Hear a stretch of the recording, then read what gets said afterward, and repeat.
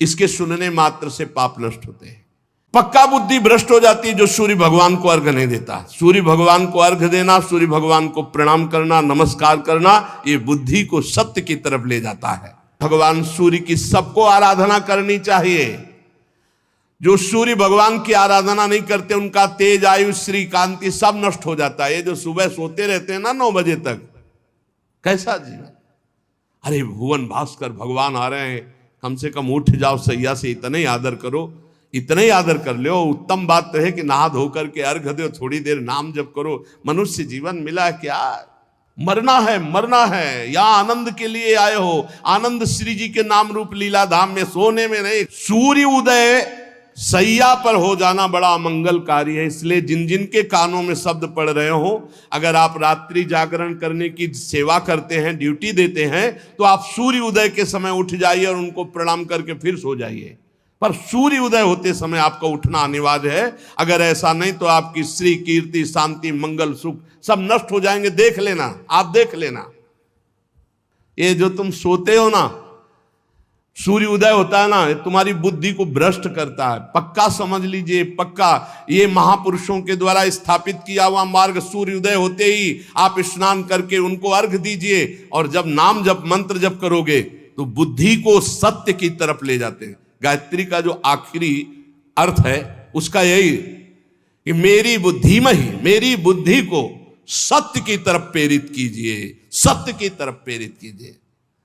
ये बुद्धि भ्रष्ट, श्री, कीर्ति, वैभव सब नष्ट हो जाएगा। इसलिए मान लो हमारी प्रार्थना, आप रात की ड्यूटी करते हो तो घर वालों को बता दो कि सूर्योदय होने के पहले में जगा देना। जग जाओ, 5 मिनट हाथ जोड़कर नाम जप करो, प्रणाम करो। भगवान हमको ऐसी ड्यूटी लगाए हो कि अब हम भजन नहीं कर सकते, अब हम सोएंगे। फिर सो जाओ, बच जाओगे। नहीं ऐसे ऐसे अपराध बनेंगे कि बुद्धि काम ही नहीं करेगी। ये जो पुरुष सूर्य भगवान का अपमान करते हैं, उनकी आयु का नाश करते हुए आकाश में विचरण करते हैं। सूर्य की तरफ थूकना, लघु शंका करना, ये सब पशुवत आचरण। अब ज्ञान ही नहीं रह गया, न शास्त्र सुनना है और न शास्त्र पढ़ना है। अब तो जो कुछ है वो मोबाइल है। अरे धर्म से चलो, भगवान का नाम जप करो, नमक रोटी खाओ, चैन से जियो। जीना नहीं आ रहा, जीना नहीं आ रहा।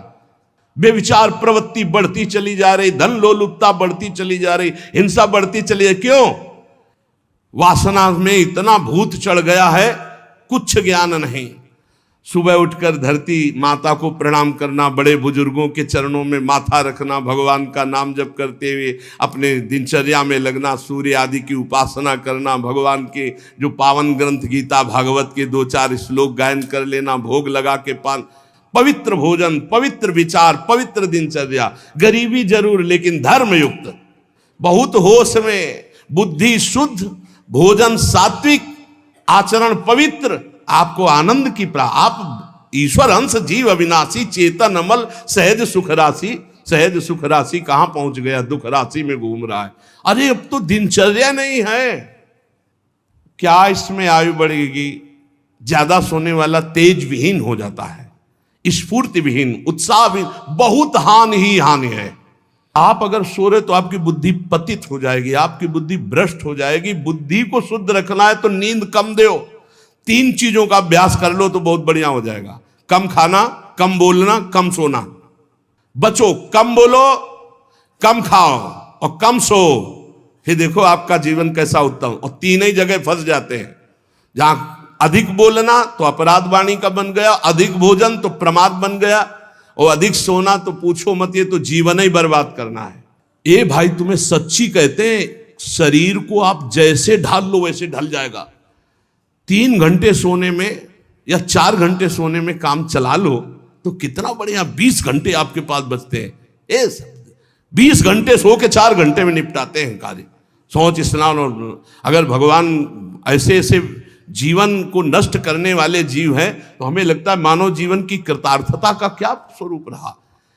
जो लोग भगवान सूर्य को अर्घ नहीं देते, नमस्कार नहीं करते, आदर नहीं करते, स्वाभाविक है उनकी आयु नष्ट हो जाती। जैसे वर्णन किया गया है कि अपने बड़े बुजुर्ग गुरुजन आ रहे हैं और आप उठकर नहीं खड़े हुए, तो आपकी प्राण शक्ति कमजोर हो जाएगी।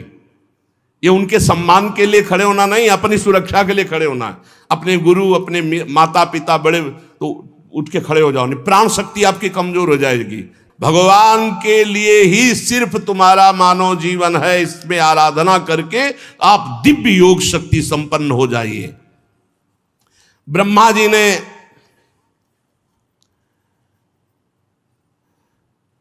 ये समय का रचना किया।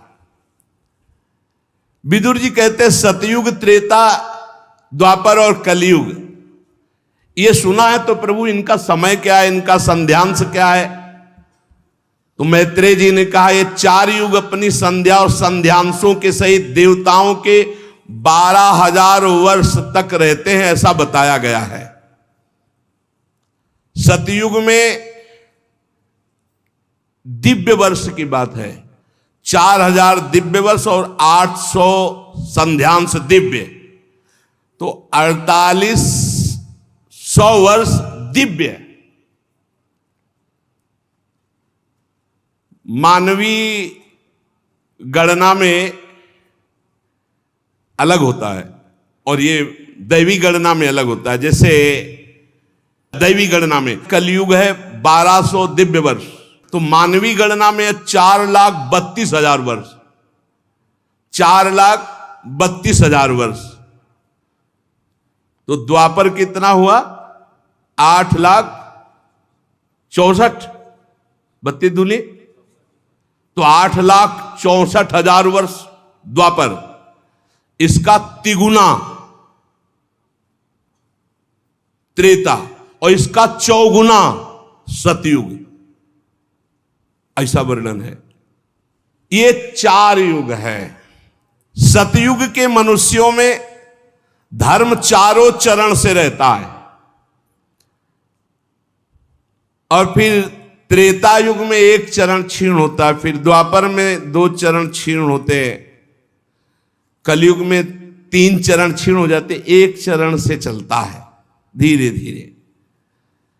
और जब ये चतुर्युगी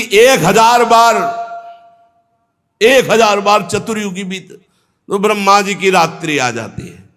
सबको समेट करके, नाश करके ब्रह्मा जी अपने दुकान समेट करके भगवान नारायण में लीन और शयन करते हैं। फिर 1000 चतुर्युगी के बाद फिर रचते हैं। ऐसे चलता है दिन रात, रात में सो गए, दिन में रच दिया। फिर जो पूरी ब्रह्मा जी की आयु होगी उसे महाप्रलय कहते हैं। कुछ नहीं, सब समाप्त। ब्रह्मा जी का जब तक दिन चलता है तब तक सृष्टि चलती है, जहां रात आती है तो सब समेट लेते हैं। ब्रह्मा जी के एक दिन में 14 मनु बदलते हैं, एक दिन में 14 मनु। अरे बड़ा विचित्र खेल है। एक मनु का राज्यकाल जानते हो कितना होता है? 71 चतुर्युगी, 71 बार चतुर्युग, चारों युग व्यतीत हो जाएंगे तब एक मनु, और 14 मनु ब्रह्मा जी के एक दिन में बदलते हैं। प्रत्येक मनवंतर में सप्तऋषि, देवता और इंद्र और गंधर्वराज ये सब बदल जाते हैं। ब्रह्मा जी के एक दिन में 14 मनु, 14 इंद्र, ये सब बदल जाते। 14 इंद्र बनते एक दिन में ब्रह्मा जी के। ये इसीलिए कि हमारा जीवन कितना है, एक मनवंतर में मनुवंशी राजा लोग, सप्तऋषि, देवगण और देवराज इंद्र और गंधर्व ये सब बदलते हैं। और ब्रह्मा जी प्रतिदिन ऐसे सृष्टि रचते हैं और रात के सब समेट लेते हैं। बड़ा भगवान का विचित्र खेल है। कालक्रम से जब ब्रह्मा जी के दिन बीत जाता है तब वो तमोगुण को स्वीकार करके निश्चेष्ट भाव से सृष्टि का नाश कर देते हैं। नाश करने के लिए भगवान रुद्र रूप, तीसरा नेत्र खुला, संकर्षण जी से अग्नि और 12 सूर्य एक साथ उदय होकर आग बरसा, सब भस्म हो गए। भजन कर लो, यही सब भोग ले, सब भोगना है। अरे बोले कहाँ? तो देख लो यहाँ संसार में देख लो, आग नहीं लगती, भूंज नहीं जाते। फैक्ट्री में आग लग गई, गाड़ी में आग लग गई, सब जल रहे हैं। ऐसे आग लगेगी, जलना पड़े। भगवत प्राप्ति कर लो भाई, नहीं आगे सब ये सुनते रहो। भगवत प्राप्ति के लिए तुम रो पड़ोगे, सुनते केवल रहो। सारा विश्व उस समय अग्निमय हो जाता है, भस्म हो जाता है। भयंकर जल वर्षा, फिर जल में, और उसी जल में भगवान शयन करते हैं। और उन्हीं भगवान को प्राप्त कर लो, खत्म हो जाएगा खेल, ये जलना जुलना, आनंद में हो जाओ। उन्हें तो श्री जी के पास जाना है, श्री जी के साथ खेलना है, खाना है, जहां माया का प्रवेश ही नहीं। इसीलिए कहते जय वृंदावन, प्राण वृंदावन, सर्वस्व वृंदावन।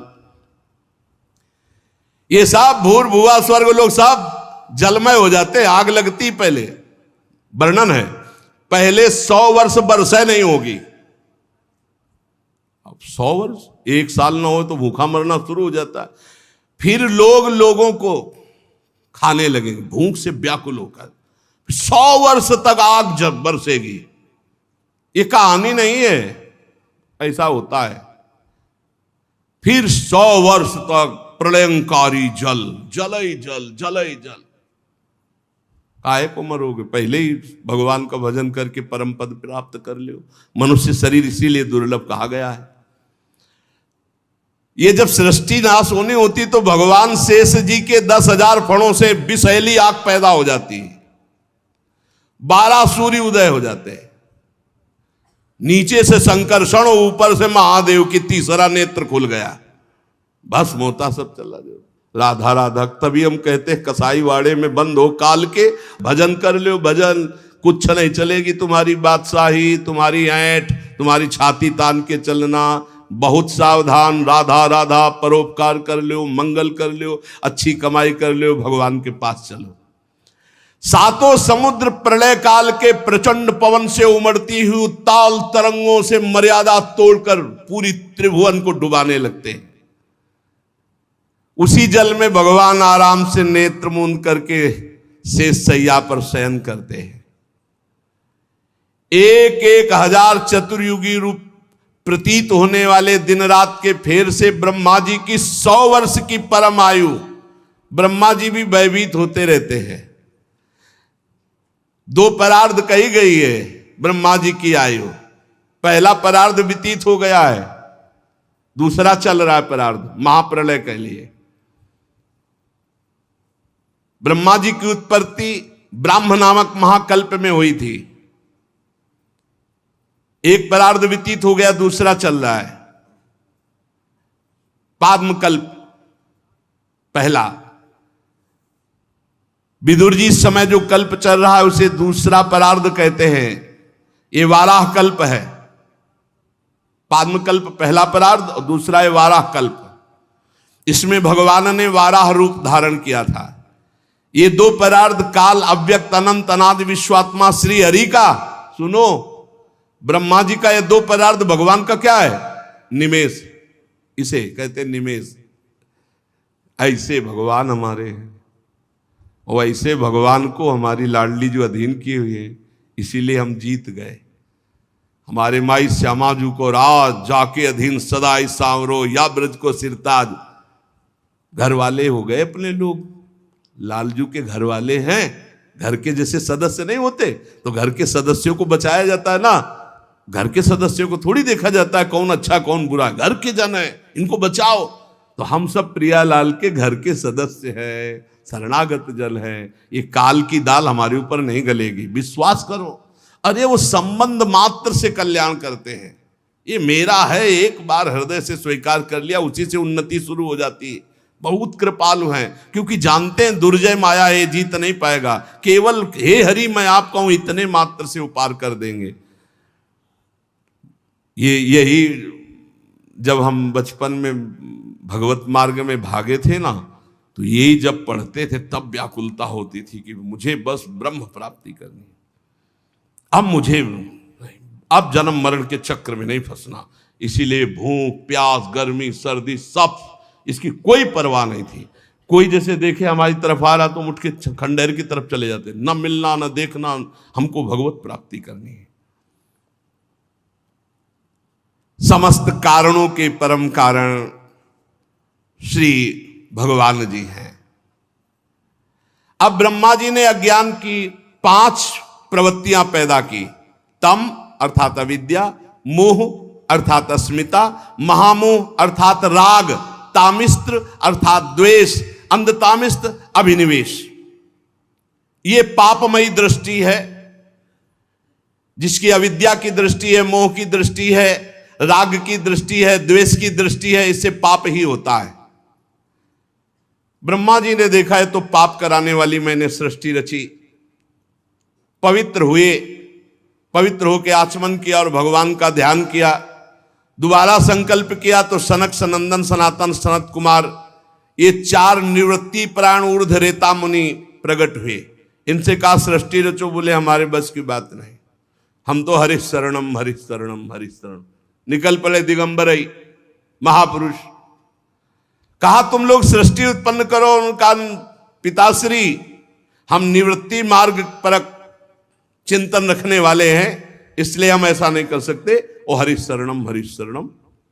ब्रह्मा जी ने देखा कि तो मेरी आज्ञा नहीं मान रहे, बड़ी गुस्सा आई। जब ब्रह्मा जी को गुस्सा आई, बहुत रोकने का प्रयास किया लेकिन बहुत गुस्सा आ गई, तो ब्रह्मा जी के बीच भाव से यहां से श्याम वर्ण का एक तेजो में देव प्रकट हुआ और वो थोड़ा रुदन करने लगा। तो उनका रो मत, तो बोले मेरा नाम बताओ, बोले रोए इसलिए रुद्र। बोले रहने का स्थान बताओ, बोले कैलाश। यहां श्रीमद् भागवत महापुराण के विधान में भगवान ब्रह्मा जी के भ्रकुटी मध्य से भगवान रुद्र का अवतार हुआ, देवाधिदेव महादेव। देखो ये हमने कई बार कहा है कि जिस पुराण को आप पढ़ोगे उसमें वही अधिष्ठात्र देवता होगा। जैसे अपने गुरु कृपा से कई पुराणों का स्वाध्याय हुआ, तो अगर देवी पुराण तो देवी से सबकी उत्पत्ति, शिव पुराण तो शिव से सबकी उत्पत्ति, जिस पुराण के अधिष्ठात्र देवता उसी से सबकी उत्पत्ति। तो यहां भगवान श्री हरि श्री कृष्ण उनके लिए श्रीमद् भागवत, तो इसमें श्री कृष्ण श्री हरि से भगवान ब्रह्मा, ब्रह्मा जी से देवाधिदेव महादेव जी का प्रादुर्भाव। तब कमल योनि भगवान ब्रह्मा ने उस बालक की प्रार्थना पूर्ण करने के लिए मधुर वाणी में कहा, देव श्रेष्ठ, तुम देव श्रेष्ठ हो, देवाधिदेव हो, तुम्हारा नाम रुद्र, तुम्हारे रहने का सूक्ष्म स्थान, सबका हृदय, सबके इंद्रियां, सबके प्राण, आकाश वायु अग्नि जल पृथ्वी सूर्य चंद्रमा और तपस्या, ये तुम्हारे स्थान है। और तुम 11 रूपों में रहोगे, मन्यु मनु महिनस महान शिव ऋतध्वज उग्ररेता भव काल वामदेव धृतव्यत धी वृत्ति उषना उमा नियुत सर्पी इला अंबिका इरावती सुधा दीक्षा, ये 11 रुद्राणियां तुम्हारी अर्धांगिनी होंगी। तुम जो हमने तुम्हें स्थान दिया, हृदय इंद्री प्राण आकाश वायु अग्नि जल पृथ्वी सूर्य चंद्रमा तपस्या, इन स्थानों पर रहो और प्रजा उत्पन्न करो, क्योंकि हमारी इच्छा है कि इस समय सृष्टि बढ़े। भगवान शंकर को आदेश हुआ कि प्रजा रचो, तो रचना शुरू किया। अब उनकी जो रचना थी बहुत विचित्र थी, किसी के हजारों मुख, किसी के एको मुख नहीं, किसी के हजारों आंखें, किसी के एक आंख हो, किसी के बहुत हाथ, किसी के विचित्र असंख्यों यूथ के यूथ भूत प्रेत पिशाच। ब्रह्मा जी ने कहा बंद करो बंद करो, आप अपनी सृष्टि बंद करो, नहीं जो हम सृष्टि रच रहे सब खा जाएगी आपकी सृष्टि। महाराज ये सारे दिशाएं डरपने लगी, आप अपनी सृष्टि बंद करो, तुम्हारा कल्याण हो, हमारे आदेश का पालन हो गया बस। ये आपने जो सृष्टि रची है पूरी सृष्टि को खा जाएंगे, मत रचो सृष्टि, तुम्हारा कल्याण हो, तुम सुखी रहो, तुम तप में लगो, तपस्या करो। हे इंद्रियातीत, हे सर्वांतर्यामी, हे ज्योतिष स्वरूप देवाधिदेव, आप अपनी सृष्टि बंद कर लो। भगवान शंकर ने कहा, पहले कहा था रचो, तो फिर आपकी आज्ञा पालन करके रच रहे थे। तब भगवान रुद्र ने कहा ठीक है, और वो समाधि में शंकर सहज स्वरूप संभाला, लाग समाधि अखंड 88 हजार वर्ष तक की समाधि देवाधिदेव की। ब्रह्मा जी फिर उदास हो गए, अब हमारी सृष्टि कैसे बढ़े। तो अगला संकल्प करते हैं, फिर क्या प्रकट होता है आगे चर्चा करते। श्री राधा वल्लभ लाल की जय।